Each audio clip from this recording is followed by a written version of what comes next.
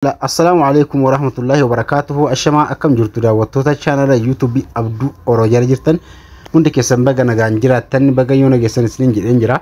Akkaataa daataa itti hidhattanu bilbila daataa qabu yookaan wifi qabu irraa gara bilbila isa wifi hin qabneetti haala kamiin dabarsuu dandeenya isa jedhu isin agarsiisa.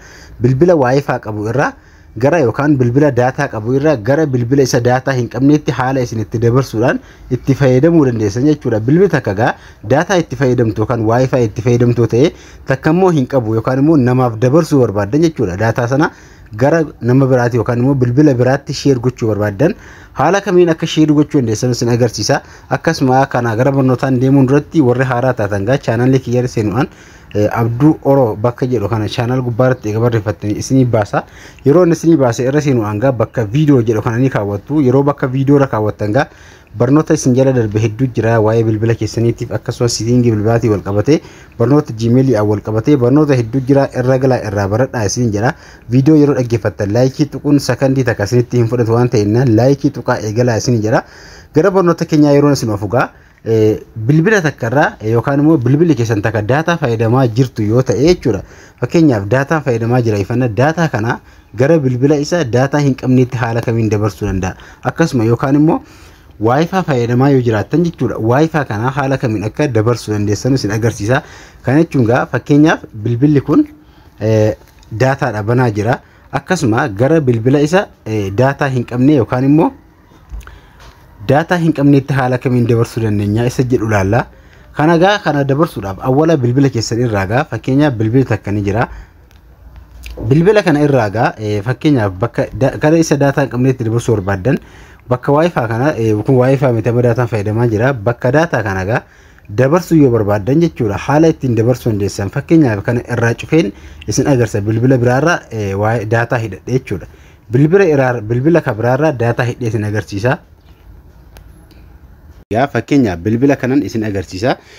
Bilbila wifi qabu sana bira eega deemtanii fakkeenyaaf bilbila kana irraa daataa irra jira. Fakkeenyaaf bilbila kana irraa gara bilbila isa daataa hin qabneetti dabarsuu barbaade jechuudha. Bilbila kana irraa fakkeenyaaf dabarsuu barbaade bakka hotstop bakka jedhu kana gadi qabdu jechuudha. Hotstop kan ni bantu bakka kana irra qabuudha yookaan immoo irra gatuqxu jechuudha ni bantu jechuudha. Fakkeenyaaf yeroo isin irra gadi bantanii fakkeenyaaf bakka kana banuudhaan asii isa data hin qabne kana dhuftanii bakka wifi gadi qabdu jechuudha. Yeroo isin bakka wifi gadi qabdanii achirraa bakka hotstop bakka jedhu kana eega irra gadi qabdanii asirratti dhufee Android jedhee maqaa bilbilichaatii wajjin isinii baasaa jechuudha. Fakkeenyaaf kun guutamee jira waan ta'eef ofumaan seenee kan keessan immoo koodii isin gaafata yookaan immoo hotstop sun paaspoortii qaba waan ta'eef paaspoortii isaa hin gaafata. Paaspoortii hotstop sana argachuudhaaf paaspoortii isaa argattanii itti guutuu yoo barbaadan jechuudha. Hotstop ka jedhu sana paaspoortii isaa yookaan immoo koodii isaa argattanii itti guutuu yoo barbaadan jechuudha.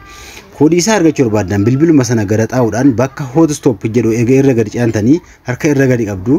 Yeroo isin irra gadi qabdan paaspoortii takka isin gaafata. Paaspoortii sana irra gadi qabdanii isin jettan paaspoortii isin gaafata. Paaspoortii isaa kana fuutanii tumayyuu itti naxxu jechuudha. Hotstop sana irra bilbila daataa qabu sana irra gara bilbila daataa san qabneetti dabarsuu barbaadan bakka hotstop ka jedhu sana irra gadi qabdanii paaspoortii isin gaafata. Paaspoortii sun sekundee 10 booda ni jijjiirama.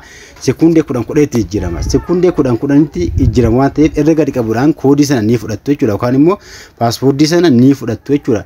Paaspoortii isaa fudhattanii yeroo isin irra gadi qabdanii takka yeroo isin irra gadi qabdan paaspoortii isin gaafachuu danda'a. Yeroo inni paaspoortii isin gaafate paaspoortii sana yeroo isin gaafate itti naquudhaan bakka sanatti save gootu. Yeroo isin save gootan bilbilli duraan isin wifi hin qabne yookaan immoo networkii hin qabne daataa qabu irraa gara isa daataa hin qabneetti dabarsuu dandeessu jechuudha. Hotstop gadi qabuudhaan bakka hotstop bakka jedhu kana fakkeenyaaf bakka kana yeroo isin irra bantanii ni bantu.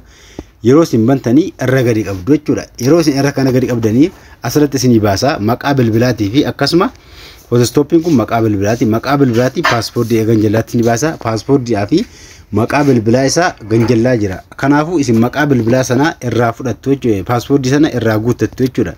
Paaspoortii isaa irraa guuttattanii akkasuma bilbila daataa hin qabne takka gara bilbila isa daataa qaburraa hidhachuu dandeessu jechuudha. Haala kanaan jechuudha. Akka wifi itti fayyadamuu dandeessu. Bakka wifi banuudhaan ka daataa hin qabne duraan daataa hin qabne bakkuma wifi yeroo isin bantan gubbaa irraa dhufee isinii seenaa jechuudha. Bilbila takka daataa fayyadamaa jirtu takka irratti immoo wifi fayyadamuu dandeessu jechuudha. Haala kanaan bilbila daataa hin qabne irraa hidhachuu dandeessu. Bilbila daataa qabu irraa bilbila daataa hin qabne itti hidhachuu dandeessan jechuudha. Haala kanaan itti fayyadamuu dandeessu sinin jedha.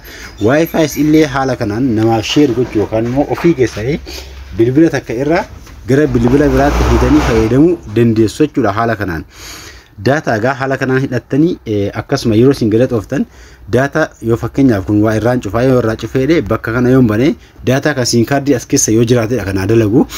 Daataan kun maallaqa hin qabu yoo ta'e namaaf dabarsu yookaan immoo bilbila biraatti dabarsu yoo barbaadan bakka Wi-Fi banuu isin hin gaafatu jechuudha. Hotstop bakka jedhu kana bichaa bantu jechuudha. Hotstop kana yoo isin bantan akkasuma bilbilicha dhaxxanii bilbila sana dhaxxaniitumayyuu hotstop asirraa banaadha cufuun qabdanu bilbila sana deemuudhaan bakka Wi-Fi gadi qabdu jechuudha. Bakka Wi-Fi kana gadi qabdu bilbilicha irra deemuudhaan bakka Wi-Fi kana gadi qabdanii yoo isin duraan guuttanii jiraattan paaspoortii isin gaafata. Yoo isin duraan guuttanii jiraattan immoo ofiin seena. Yoo isin duraan guuttanii hin jiraanne paaspoortii isin gaafata. Paaspoortii sana argachuu barbaadan immoo hotstoppiin dhuma sana ka bilbila sana irra jiru irra caanuudhaan hotstoppi ka jedha kana paaspoortii ka jedhu kun asirra jira. Paaspoortii isinii baasaa jechuudha. Hotstoppi sana paaspoortii isaa futanii bilbilicha sana ka daataa hin qabne sana irratti hidhachuu dandeessu yookaan immoo dabarsuu dandeessu jechuudha. Daataa dhaabbataa yoo fayyadamaa raattan namaaf share gochuu barbaadan haala kanaan share gootee itti fayyadamuu dandeessu yookaan immoo ofii keessanii bilbila lama yoo qabaattan bilbila daataa hin qabne irratti haala kanaan dabarsuu dandeessu jechuudha. Bilbila Wi-Fi akkasuma daataa hin qabne irratti haala kanaan dabarsuu dandeessu sinin jedha. Egaa haala kanaan itti fayyadamaa barnoonni kiyya isinii galeera natti fakkaata. Kawwa isinii galuu didee akkasuma komantii naa kaa'uu hin dagatinaa isiniin jedha. Haala kanaan itti fayyadamaa barnoota akka yoo keessaa waan isinii galuu didee jiraate komantii naa barreessaa. Har'a asitti dhaabbata nagaa.